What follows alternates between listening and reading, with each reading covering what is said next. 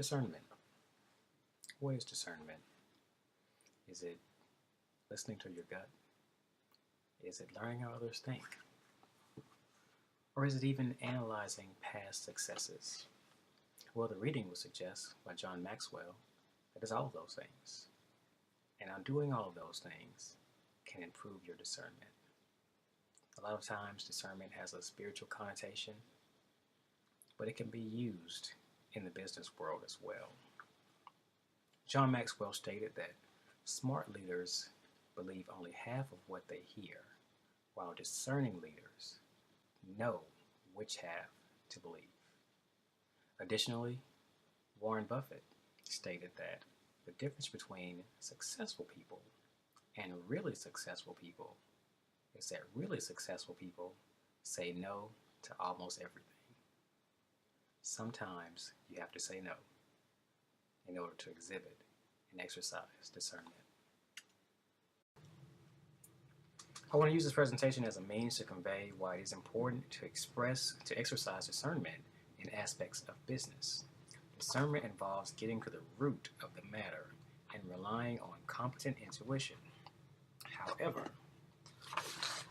rational thought should always be present. We shouldn't abandon rational thought and reason. When using discernment, one cannot solely rely on intuition. Discernment can involve evaluating a subordinate's motives in discussing a problem that they are having with another coworker. In this instance, a leader would have to discern if this individual is being totally factual in their representation of the other. Another example would be exercising discernment in the need for the launch of a new product or service. Leaders need to have this quality because they can potentially face chaotic situations daily, and they need discernment to gauge what their next plan of action should be. Ways I demonstrate discernment. Discernment is basically demonstrated by reflecting inwardly and remaining objective when I consider others. Discernment is a quality that I believe that I exhibit on a quite consistent basis. I had to exercise discernment in the planning phases of our upcoming conference. This is an example.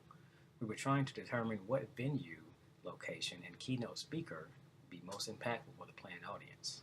This was our first effort, and we wanted to be successful. The location and speaker chosen could not have been better. My intuition, my discernment, and my rational thought served me well in that regard. There are many ways that others can exercise discernment. One way to do that is to learn how others think, as the reading suggests.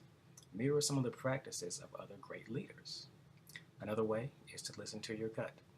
The book suggests that we remember times when our intuition served us well.